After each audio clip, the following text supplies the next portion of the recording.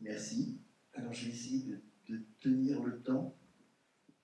On a un peu débordé, donc je vais essayer de tenir le temps. Je vais vérifier que le diaporama marche. Alors, je vais essayer de vous expliquer ce que je vais vous dire, parce que ça m'a beaucoup perturbé. Je n'étais pas sûr d'accepter. Je me suis fait prier pour venir. Non pas que je trouve ça évidemment inintéressant, au contraire. D'ailleurs, je vais rester toute la journée pour vraiment profiter au maximum de la journée. Mais je suis dans une position assez particulière par rapport à cette thématique. Et j'ai eu pas mal de difficultés à identifier sous quel angle je pouvais parler. Je suis dans une position particulière parce qu'effectivement, passé la soixantaine, j'ai décidé de me reconvertir dans le monde universitaire à l'université de Lille, Sciences et Technologies en sciences de l'éducation. Et que, avant ça, j'ai eu une vie assez compliquée. J'ai à peu près tout fait, mais dans le désordre, et à peu près tout en parallèle. Donc effectivement, je suis astrophysicien, mais je suis créateur avec quelques amis des Nuits des Étoiles dans les années 90, même 87 d'ailleurs. Et je suis toujours président de l'Association française d'astronomie, éditrice de l'Argus et l'espace, à laquelle vous n'oublierez pas d'abonner tous vos amis pour Noël. Parce que la presse magazine en scientifique en papier est à moins 8% par an en ce moment.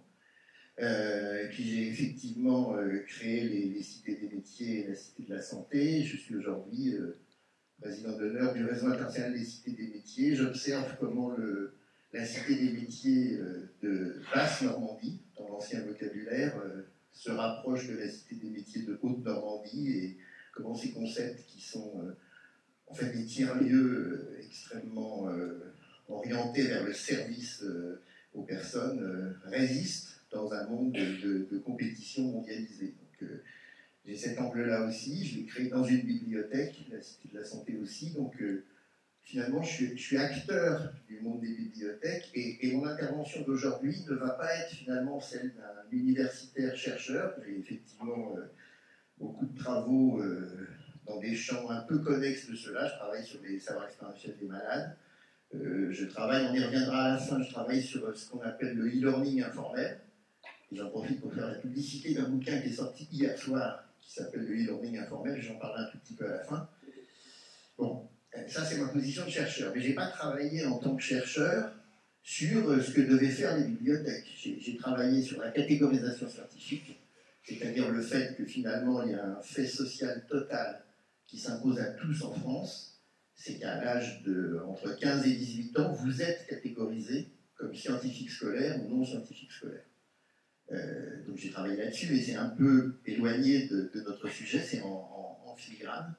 Et puis j'ai aussi beaucoup travaillé sur les ambiguïtés du concept de culture scientifique, technique, industrielle, ou des cultures, puisqu'elles ont pris un pluriel récemment. Et beaucoup de mes travaux finalement consistent à taper avec un marteau sur ce concept en disant qu'il ne faut surtout pas en parler, surtout pas l'employer, qu'il ne fait que confusionner tout le monde. Donc je suis dans une situation assez délicate. Heureusement, il y a l'ENSIB et les presses de l'ENSIB, et du coup je me suis effectivement rapproché de ce que j'avais écrit dans le chapitre de l'ouvrage qui vient de vous être présenté. Et du coup j'ai repris, en fait j'ai eu une idée toute simple. Je me suis dit finalement, après avoir navigué un peu partout, je me suis dit je vais reprendre tout simplement mon chapitre. Simplement, je vais le reprendre en essayant de le distancier et de m'interroger sur ce qui est dit en filigrane derrière ce texte. Donc je vais vous passer des diapos. Les diapos, alors je sais que j'ai l'autorisation en tant que bien commun d'utiliser le texte du résumé pour le passer. En fait, les diapos reprennent in extenso le texte du résumé, simplement j'ai rajouté quelques commentaires de façon à vous faire bien comprendre ce que j'ai dit dans ce chapitre, qui est finalement, je crois, le premier, enfin après l'intro, le premier chapitre de l'ouvrage. Et c'est un ouvrage qui m'avait beaucoup intéressé, puisqu'en 1994, j'avais fait un chapitre dans l'ouvrage dirigé par notre regretté ami Agostini, qui s'appelait aussi Sciences en bibliothèque, et que ça m'intéressait à l'époque de me demander comment je pouvais écrire dans un bouquin qui avait presque le même titre à 25 ans d'intervalle, et quelles étaient les choses qui étaient communes. Alors, dans ce chapitre, si ça vous va, on va le faire assez vite. ce qui n'est vraiment pas débordé. Donc, la première chose, c'est qu'il y a une évidence. C'est une évidence consensuelle. Personne ne dirait aujourd'hui, dans nos pays en tout cas, quand je dis dans nos pays, c'est les pays émergents ou les pays post-industrialisés, personne ne dira aujourd'hui qu'on ne doit pas mettre des sciences en bibliothèque. C'est une évidence absolue. Simplement, c'est une très belle idée, elle est complètement consensuelle, sauf que dès qu'on creuse, elle devient très très floue. Voilà. Alors, il y a une partie qui paraît très consensuelle quand on prend à brûle-pourpoint, disons, un acteur du réseau des bibliothèques, du réseau culturel, ou même un politique, et qu'on l'interroge sur pourquoi il faut des sciences en bibliothèque, ben, finalement, c'est évident, il ne faut pas que la recherche soit coupée de la société. Ça, c'est la réponse. Maintenant, quand on creuse un peu plus, ben, finalement, la science, la recherche, tout ça, c'est pas forcément la même chose pour tout le monde. Alors, il y a beaucoup de modèles de représentation. Traditionnellement, c'est John Durant, directeur du British du Science Museum de Londres, qui lui avait proposé une approche triptyque. Il y a beaucoup de gens qui l'apprennent aussi. Il y a des gens qui disent que la science, c'est un corpus de savoir. Typiquement, on pourrait dire que c'est l'approche des programmes scolaires ou des programmes traditionnels. Ensuite, on peut dire que la science est une méthode d'exploration des phénomènes. Donc, on a parlé tout à l'heure de Planète Science Normandie ou d'autres acteurs, ou les petits débrouillards ou plein d'autres acteurs. Et effectivement, à ce moment-là, on dit que la science est une méthode d'investigation, d'exploration de phénomènes. Et puis, dans des côtés plus socio-économiques, il y a une troisième vision de la science qui intéresse beaucoup les épistémologues aujourd'hui, les sociologues des sciences, qui est l'idée que la science, c'est un système social d'interaction entre, alors on parle de la triple hélice, on parle du modèle 1, du modèle 2, interaction entre la recherche, l'industrie, l'économie, la société. Et voilà, donc il y a trois façons de représenter la science, et finalement, c'est laquelle la science qui est évidente comme devant être en bibliothèque. Alors, je passe vite parce qu'il y a aussi toute une série d'autres terminologies. On parle d'impure science, on parle de slow science, on parle de little science, de big science. Donc, finalement, il y a plein de sciences. Et en fait, finalement, il y a beaucoup d'implicites quand on est d'accord sur cette évidence. Alors, les bonnes raisons, c'est pas très compliqué. On est tous d'accord qu'il y a des fruits du progrès, et je le dis avec presque un F majuscule et un P majuscule. Effectivement, il y a des technologies, il y a des stratégies de soins, il y a des éléments qui, dans notre vie quotidienne, qui, dans la vie sociale, sont des avancées, aussi intellectuelles, évidemment. Vous savez qu'après le prix Nobel consacré aux ondes gravitationnelles, 70 observatoires mondiaux, enfin, dans différentes parties du monde, ont lancé un communiqué de presse il y a 3 jours sur la mise en évidence sur toutes les fenêtres de spectrales des ondes gravitationnelles. Donc là, ça y est, on est dans une révolution incroyable de la physique. Donc il y a des fruits du progrès, et en même temps, nous avons évidemment, tout au moins certains d'entre nous, j'espère qu'on est à peu près tous d'accord dans la salle, nous sommes militants d'une lutte contre des formes d'obscurantisme, des formes complotistes de fausses sciences, et c'est un combat très important. Je n'ai pas eu le temps de les ressortir, mais je m'intéresse beaucoup en ce moment aux platistes, donc les blogs et les chaînes YouTube qui continuent de démontrer, qui insistent sur le fait que, bien entendu, non seulement la Terre est plate, mais il serait temps que tout le monde le sache. Je vous renvoie à une première YouTubeuse qui démontre que la Terre est plate puisqu'il n'y a pas de vol direct entre le Kamchatka et l'Alaska. Et si Mercator, puisqu'elle pense que Mercator a dessiné une Terre plate, si Mercator a raison, ben forcément l'Alaska et le Kamchatka sont opposés, donc on ne peut pas y aller en avion. En revanche, si la Terre est ronde, et ben à ce moment-là, il devrait y avoir des vols directs. Et donc elle vous incite à aller vérifier par vous-même, expérimentalement, que la Terre est bien plate et que Mercator a raison. D'un côté, il y a ça, et de l'autre côté, il y a ça. Et deuxième bloc très intéressant, c'est les platistes polaires. Le platiste polaire pense que la Terre est plate comme le sigle de l'ONU. D'ailleurs, il constate que l'ONU le sait. Donc le pôle est au centre, et puis vous avez une projection polaire. Et là, lui, il démontre que la Terre, non seulement elle est plate, mais elle est plate polaire, puisqu'il n'y a pas de vol direct entre Buenos Aires et Johannesburg. Ça passe par Dubaï. Donc ça prouve bien qu'effectivement, non seulement c'est plat, mais c'est polaire. Donc, effectivement, on peut se dire quand même, c'est pas si simple, d'autant que finalement, c'est pas le sujet, on pourra en reparler dans les couloirs. Ce qui est intéressant dans ces platistes, c'est qu'ils sont défenseurs de la méthode expérimentale, puisqu'ils proposent bien d'aller vérifier par soi-même. Donc ça, c'est une question. Alors, donc, évidemment, il y a des bonnes raisons implicites derrière, on doit mettre de la science en bibliothèque. Maintenant, on ne peut pas s'empêcher de ressentir un certain malaise aussi. Aussi geek qu'on soit, aussi passionné d'astrophysique donc gravitationnelle ou de tout ce qu'on veut, évidemment, on voit aussi le désenchantement de la science triomphante. On voit aussi le système technicien mondialisé et tous ses effets sur les personnes, sur les systèmes, etc. Bref, on voit bien que finalement George Orwell avait aussi raison. Et du coup, finalement, on est mal à l'aise avec cette vieille vision du progrès qui finalement va résoudre tout. Finalement, la question de est-ce qu'on a vraiment raison d'y aller comme ça en faisant un panégyrique de la technoscience, etc., c'est un problème. Et puis, autre question très importante, alors là, sur laquelle j'ai travaillé moi en tant que directeur de recherche, c'est la question des séquelles scolaires. Alors, quand je dis séquelles scolaires, quand je suis dans le cadre de l'éducation nationale, je dis plutôt empreinte scolaire.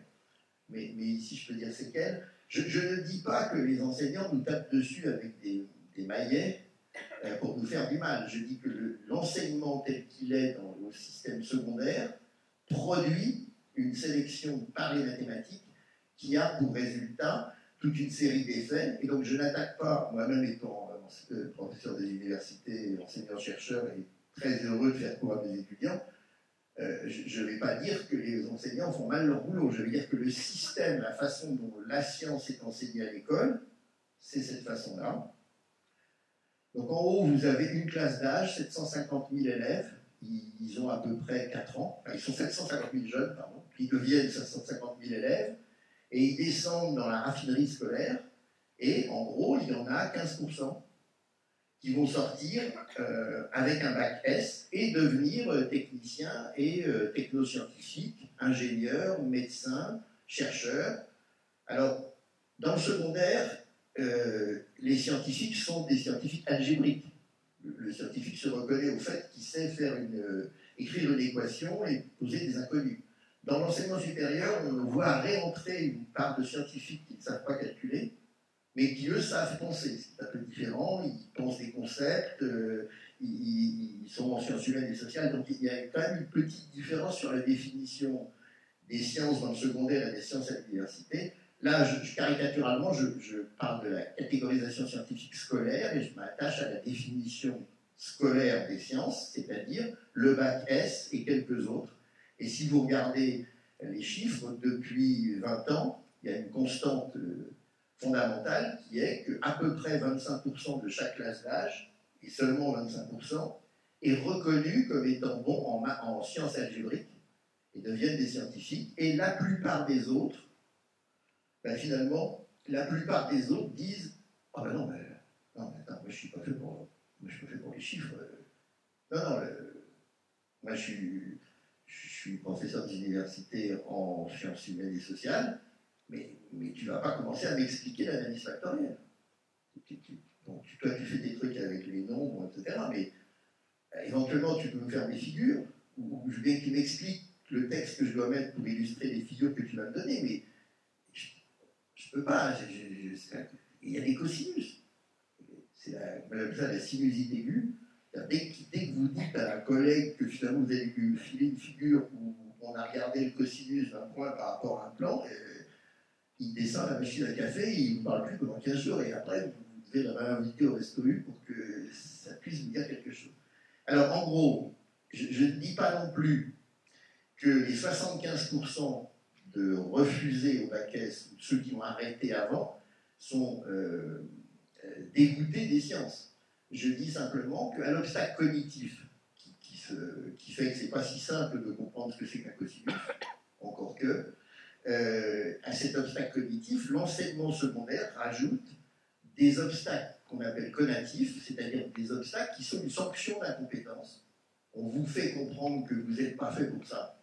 Et puis, il rajoute aussi des obstacles qu'on peut qualifier de scolastiques, c'est-à-dire que ce qu'on enseigne comme science dans le secondaire a une forme particulière qui justement comprend des X, des Y, des Z, des cosinus, des machins, et ce qui fait que tout ce qui n'est pas comme ça peut devenir intéressant, mais dès que ça ressemble à la science scolastique, ben là on sait bien qu'on n'est pas fait pour ça. D'ailleurs, sinon on n'aurait pas eu d'aussi mauvaise note et on n'aurait pas cette boule au ventre quand on commence à vous parler de ça. Je vous signale, si vous ne savez pas, qu'il y a plusieurs écoles de recherche qui travaillent sur la math anxiety, qui est les syndromes assez fréquents et les échelles de mesure de l'anxiété pour les maths, aussi bien chez les adultes, etc. Alors, du coup, voilà, on a bien compris. En gros, c'est génial. Évidemment, il faut de la science en bibliothèque, et partout d'ailleurs. Évidemment, il y a des fruits du progrès. Évidemment, il faut argumenter et discuter avec les platistes et montrer aux gens que finalement, c'est pas parce qu'il n'y a pas de vol direct, Kamchatka, Alaska, que ça veut dire forcément que la Terre est plate, et que si elle était plate, ça poserait un certain nombre d'autres problèmes, notamment pour ceux qui habitent au bord. Mais bon, donc effectivement, il y a ça. Mais il faut trouver un choix intermédiaire. De l'autre côté, effectivement, vous avez des gens qui disent mais c'est pas possible. D'abord, je suis nul. Ensuite, on m'a montré que j'en étais complètement incapable. Je peux pas. Il n'y a pas de rédemption possible. Et ensuite, finalement, résultat, tous ces trucs-là, ça ressemble à l'école, donc ça m'intéresse pas. Et finalement, c'est la sinusite. Je suis désolé, mais dans la pièce, il m'a donné. Je dis pas rien. Alors. Il y a une voie médiane. La voie médiane, c'est effectivement, alors dans les discours, c'est pas la vulgarisation obligatoire pour tous, avec sa condescendance et son étymologie un peu étonnante, et c'est pas non plus, effectivement, ne jamais faire de science avec personne. Et la question, c'est bien, au discours politique, c'est bien la démocratie des choix éclairés, il y a un enjeu là-dessus, le consentement éclairé, donc il faut bien que tout le monde soit intéressé, et puis, je pense qu'il y a une espèce de négociation locale. Dans le temps imparti, que je risque de déborder en plus, je n'ai pas le temps de séparer ce qui se passe à l'échelle interindividuelle et à l'échelle sociale. Donc, mon discours va être un peu flottant. Je suis preneur pour en discuter au café après. En tout cas, à l'échelle individuelle, finalement, ça se négocie très bien. Si vous faites une soirée de Nuit des Étoiles au milieu d'un centre commercial à 2h du matin, on est tout à fait capable de discuter, y compris avec un type qui se demande si la Terre serait finalement quand même pas plate et la NASA ne serait pas. On peut très bien discuter parce qu'on essaie de se débrouiller avec ce qu'on peut comprendre. Et on peut finalement accepter de créer une relation dans laquelle on va finalement accepter de se faire expliquer pourquoi l'autre croit que c'est plat. Et finalement, je vais essayer de voir qu'il a qu'à essayer de nous convaincre. On peut le faire, donc il y a une voie médiane. Alors, en gros, ça c'est dans le premier ouvrage, celui qu'avait dirigé Francis Agostini. Moi j'avais un sous-chapitre qui s'appelait « T'as qu'à faire semblant d'expliquer, je pas semblant de comprendre ». Donc pour moi, ça c'est le truc qu'il ne faut pas faire. Ça nous arrive encore, je suis désolé, j'ai certains de mes anciens étudiants dans les années 80 dans la salle. Ça arrive quelquefois que finalement personne n'écoute, on est prof et on fait semblant d'expliquer, ils font semblant de comprendre et on se demande dans combien de temps c'est la pause. Bon, mais ça c'est pas le truc qu'il faut se mettre, c'est pareil dans le bouquin. Si vous écrivez un truc où vous vous dites, bon ben voilà, je finis le chapitre en essayant d'expliquer les ondes gravitationnelles, mais bon, en gros, t'as compris le coup du trampoline qui oppose des bidules et ça vibre, ça va, mais si on essaye d'en faire plus, c'est pas la bonne solution. Et du coup, pour moi, il faut passer de ce modèle-là à un modèle, effectivement, d'interaction, où on est... je te fais confiance pour raisonner, pour enchaîner des idées, et maintenant, on fait raisonnement contre raisonnement. Ça, je pense que c'est possible, et c'est possible avec tout le monde. Enfin, avec presque tout le monde. Donc, du coup, finalement, la clé, et c'est ça qui est un peu dans ce chapitre-là, et ce qui est... Je crois que c'est ce que vous allez démontrer aussi à midi, cet après-midi, etc. C'est que finalement, la clé, c'est de dire que l'approche scientifique, et on est dans le triangle de tout à l'heure, on est du côté la science est une méthode, l'approche scientifique, c'est une clé de résolution de problème et ça sert pour tout. ça sert quand votre voiture est en panne, ça sert pour comprendre quelle est la probabilité que tel club de foot gagne tel tournoi de bidule, ça sert pour comprendre pourquoi le fait que la Lune soit dans le ciel, ça ne prouve pas que le Soleil tourne autour de la Terre. C'est une discussion qu'on a même sur le campus de Cité Scientifique à Villeneuve, et même avec des profs du secondaire dans la Maison pour la Science. Donc voilà, c'est ça qu'il faut faire passer, c'est cette idée que finalement la science c'est une clé de résolution de problèmes. Et du coup, et finalement c'est pour moi le principal message, après je vais quand même en profiter pour faire un peu de pub de bouquins et tout ça, donc ça va durer un peu plus, mais en fait pour moi la clé c'est clair, et c'est d'ailleurs déjà dans le bouquin de 94 ce qu'on disait, c'est qu'en fait, la définition du petit revers, 94, définition de la vulgarisation par le petit revers, en gros, c'est l'adaptation, la traduction des connaissances scientifiques pour les rendre accessibles au plus grand nombre. Pour moi, aujourd'hui, l'action culturelle scientifique ou la médiation scientifique, c'est donner l'envie et les moyens des approches autodidactes. Voilà, et autodidactes en tant que résolution de problème, en supposant que la résolution de problème, effectivement, c'est un credo, que la résolution de problème amène à des raisonnements, à des systèmes réflexifs, et que du coup, ça fait du bien aux neurones et ça permet de se poser des questions qui sont des questions de Popper, mais sans dire que c'est du Popper, se poser des questions de modélisation, de compréhension, et c'est ça qu'il faut faire passer. La science, c'est pas reprendre ce dont on a été éloigné à l'école, c'est pas se forcer à comprendre ses cosinus, ses sinus, c'est avoir envie d'approfondir. Alors, dernière diapo. Non, c'est pas bon du tout, c'est celui-là. Voilà, avec ça, il va quand même un truc qui est, il n'y a pas de partage de réponses sans partage de questions, et on ne peut pas comprendre si on n'essaie pas de comprendre. Et du coup, la réponse, elle est très claire, c'est il faut s'accrocher. En bibliothèque, bien sûr, on peut avoir un fonds scientifique avec des ouvrages, y compris des ouvrages universitaires, y compris des ouvrages approfondis, y compris des ouvrages qui sont périscolaires. Mais l'essentiel de l'approche scientifique qu'une bibliothèque peut faire, une bibliothèque publique, c'est évidemment autour des patients ordinaires, autour des problèmes que les personnes ont à résoudre. Et c'est là qu'on peut leur répondre en leur disant effectivement, au fait, il y a une méthode. Quand on s'intéresse à un sujet, c'est découvrir effectivement des connaissances et des savoirs là-dessus. Et pour résoudre des problèmes, il y a des méthodes d'investigation. Et du coup, et c'est ma conclusion, en fait, en ce moment, effectivement, avec le développement de la digitalisation, des systèmes, des réseaux Internet, des smartphones, etc., on voit ce qu'on appelait le bricolage avant est devenu do it yourself, on ne va pas leur en vouloir, et on voit bien quand même se créer un espèce de continuum entre le do it yourself au sens du meuble suédois à monter soi-même, et puis des sciences participatives qui commencent vraiment à se développer largement. Et du coup, il y a une espèce de continuum finalement entre le do it yourself, le make it yourself avec des Fab Labs, même si ça touche très peu de personnes, et puis cette possibilité du search it yourself avec des plateformes, etc.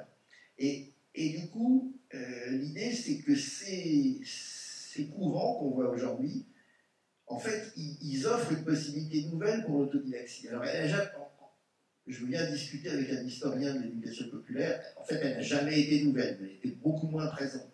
Évidemment, le bricolage classique amenait à des situations d'autodidactie. Le projet de réaliser quelque chose, le projet de faire quelque chose, le projet d'augmenter le pouvoir d'agir, m'amène à vouloir savoir, et du coup m'entraîne dans des situations d'autodidactie qui sont beaucoup plus larges que la vision restreinte qui réduit l'autodidactie au cours du soir, aux instituts philotechniques, tous ces trucs-là. Mais en tout cas, aujourd'hui, c'est ça qui peut se passer, c'est qu'effectivement, vous avez des possibilités d'accès non seulement à bricoler des choses pour vous-même, mais à rentrer dans des communautés et à travailler avec des gens sur des tas de sujets. Donc je vous fais la pub pour cet ouvrage sorti hier soir aux éditions d'Archives contemporaines qui s'appelle le e-learning informel et qui raconte comment des ornithologues, comment des entomologistes, comment des usagers de drogue, mais aussi comment des infirmières sur leur situation de travail, bricolent dans un espèce de mode de do-it-yourself élargi pour augmenter leur pouvoir d'agir et du coup apprennent des choses dans des systèmes qui deviennent des communautés. Et c'est la fin. Évidemment, alors on pourrait se dire il est gonflé, il vient là, puis il nous dit que finalement l'avenir c'est le e-learning alors qu'on est dans une bibliothèque physique. Ce qu'il faut comprendre, et ça les cités des métiers l'ont démontré notamment à la Villette, mais pas seulement, c'est qu'en fait la contrepartie du e-learning c'est le tiers-lieu. Évidemment, les gens qui font de l'ornitho dans les projets Viginature du muséum, les gens qui font de l'astro dans des clubs d'astro, ils ont envie aussi de se rencontrer physiquement. Bien sûr, ils échangent et ils s'engueulent sur le nom des cratères lunaires sur Facebook, ça c'est sûr, et sur les photos qu'ils ont faites. Mais ils se précipitent dès qu'il y a un rassemblement des clubs, dès qu'il y a des journées, pour pouvoir échanger et rajouter à ce lien virtuel du lien physique. Donc, évidemment, c'est ma conclusion. Je crois que j'ai pu le dire tout après. Voilà. Ma conclusion, c'est que les bibliothèques, elles ont une mission, c'est pas compliqué. Pour moi, c'est la valorisation de l'autodidaxie. Aujourd'hui, le do-it-yourself, le e-learning informel et toute une série d'autres pratiques développent des communautés qui sont intéressantes parce qu'elles développent le pouvoir d'agir. Du coup, elles développent la possibilité de beaucoup plus d'autodidaxie. Et pour développer ça, il faut aussi des lieux physiques. Ce sont les bibliothèques, elles sont à l'avance, et c'est pour ça que c'est très bien. Et bravo pour cette journée. Merci beaucoup. Je vous propose de noter vos questions dans un coin et de les poser à la fin de l'intervention de Jonathan Benrubi. Je pense que vous en aurez beaucoup parce que de mon côté, j'en ai déjà plein. J'ai dans ma bibliothèque actuellement une exposition et un immense pendule de Foucault, donc, qui va vous intéresser, puisque vous vous intéressez aux platistes. Et je rencontre le problème de collègues qui pensent que c'est trop dur pour eux de faire des visites sur cette exposition et ce pendule, parce qu'ils ne sont pas scientifiques, alors qu'ils font volontiers des visites sur les expos de photos ou de graphisme. Donc je pense qu'on aura de quoi parler là-dessus ensuite.